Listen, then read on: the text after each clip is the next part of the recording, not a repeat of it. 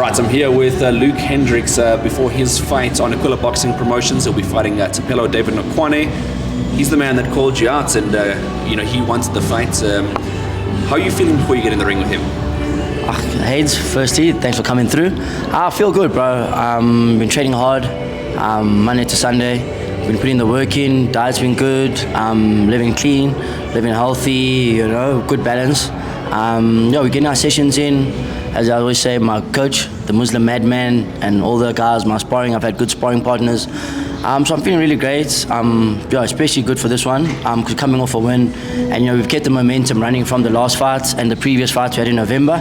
So I've been quite active as well in terms of from not being active to all of a sudden fighting from November, fighting in March, now fighting again now in June. So it's really great. Boxing's alive. Obviously fighting a man from the CRT gym as well. His trainer Vusi, and you guys have interacted in the past. What do you think about the team that you're coming up against? It's Vusi, great guy. Nothing against him at all. Actually saw him at the Legacy Boxing. He's a great guy. We shook hands. We said how's it? Had a little bit of a chat. Have nothing against any of the guys that are from CRT. We got Estia. He's always just sparring, doing his thing here. Obviously we got the main man there, Hendrikz, out of them. Obviously he's not boxing out of them, but he's still the head guy out of there. So look up to him. But like the rest of the guys, no bad blood or anything with this year. If there is any bad blood, it's obviously stuff that we don't know about. So, but it's just a fight. At the end of the day, he's another guy that I have to fight. I'm another guy that he has to fight. We're all in a division. You might have to fight a friend that you never know. These things happen. In this type of industry. Nkoane came out of nowhere really and made a social media post through SA Boxing Talk and called you out. What did you make of the initial call out? Let's go there. But to be honest with you, I didn't think much of it, and not even from me being cocky. People also get the wrong ideas. Like they see a call out and they think, everyone was sending it to me like, Luke, check this. Guys, you're actually not doing anything wrong. He wants a fight. You can see I'm an active fighter. So he did the call out and he got a fight out of it. So good on him. Good for me. I'll get a fight out of it as well. So at the end of the day, it is what it is. He called me out. He also called Tsetso out.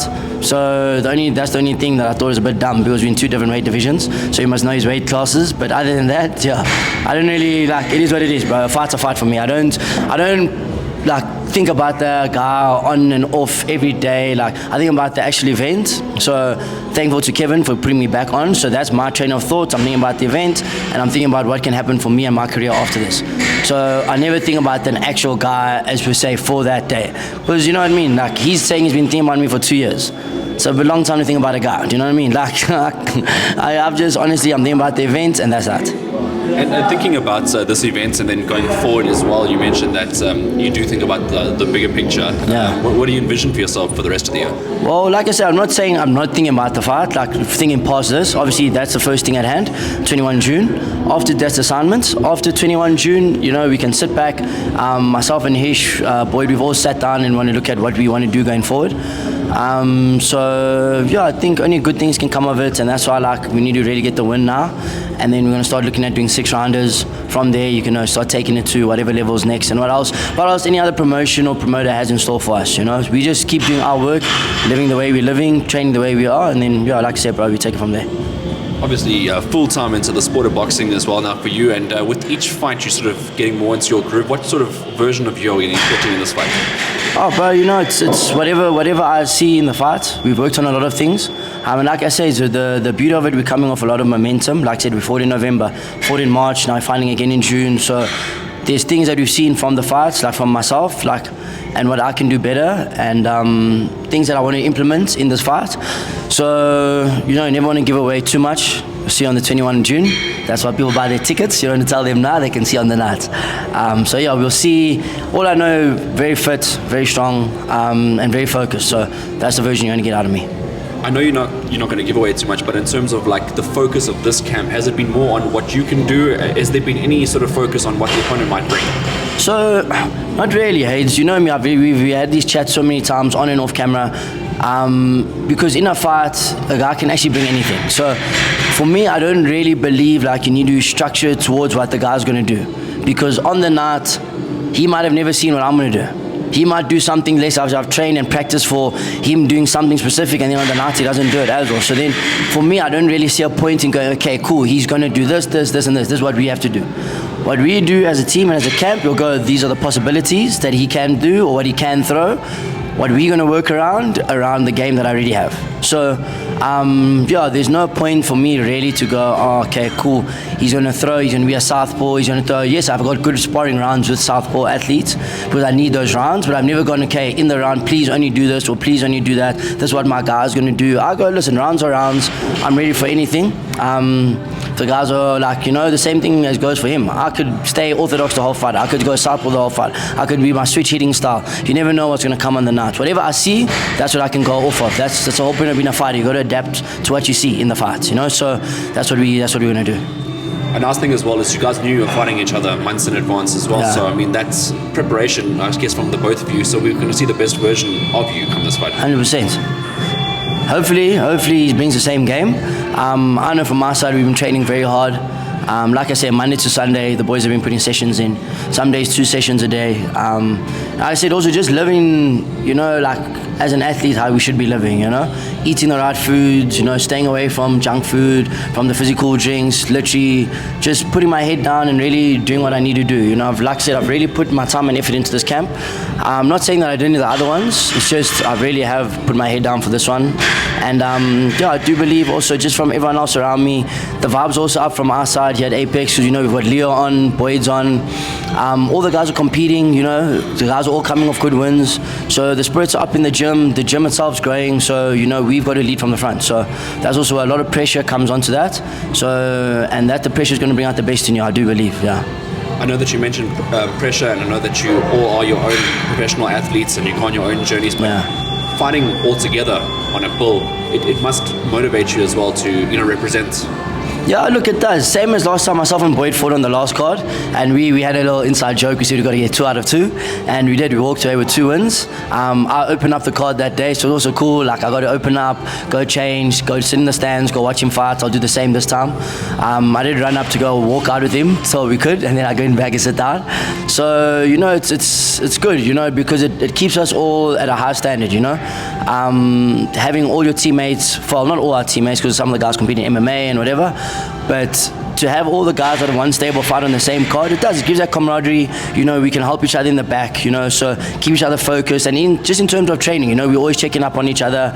Like myself and Boyd, we do sprints together. So it's not just in the boxing that we keeping each other accountable. We keep each other accountable in terms of business, like how the gym's doing. We keep each other accountable of our own training. We're running together. We obviously can't spar together because all of us are different weights. But we ask each other, hey, how's your sparring going? We check, we watch each other. So that's the thing. It's more, when I say the pressure, I'd say it's more the accountability. So, and that'll all come out on the night, and you can see, okay, cool, if you did mess around, it's going to come out in your performance. So that's what the big thing about all of us is. We don't want it to come out in the performance and be like, you see, because you weren't training. So we've all really been on it. Can always say Leo's always on it, Boyd's always on it. So that's also, you got to lead from the front. Like I said, if you want to be the pro athletes and the coaches in the gym, you can't be doing 50% and then shout at the general members if they're not, or the amateur guys. So we've got to lead from the front, and like I said, that's a good thing about the pressure, Of course, you have the madman there as well, right behind you guys, pushing you guys all the way. He's also quite intense when he gets into his training. Nice guy, out of the training, but intense in the training. Look, he is intense in the training, but you know what? Hey, it's good for Hish, I think he's only starting to get his flowers now. At first, a lot of guys all just thought he was a pad man. That's what the initial thing is. Here's this young kid coming here, holds pads, Now, in reality, people are seeing, hey, he helped Rourke out for a few of Rourke's fights. Rourke did extremely well. He's helped Boyd out. He's helped me out. He's helped him Paul. He's helped out a lot of athletes. He helped Soldier Boy back in the day at EFC. Iga, I'm sure he did say he helped out Iga Cabeza. He's helped out a few guys, and in terms of their career. And now people are really starting to see. We also what happened with Leo in his debut. Leo beat his guy in 1:40. Do you know what I mean? That shows you what he can do. Like, yes, Leo's got raw talent and he's really focused in the game, but your coach elevates you, and just having that, a lot of athletes need that. They need that someone just to believe in them a little bit, and that's what Hish has done with all of us. He gives you that platform to be like, listen, this is what I'm going to help you with. You're really good at what you do, so let's not change the mold completely. He gives you what he thinks you could tune up on and do a little bit better. It gives us our routine then in terms of training. But I really do think people are going to start seeing that Hish is one of the guys to start speaking about in terms of as a coach.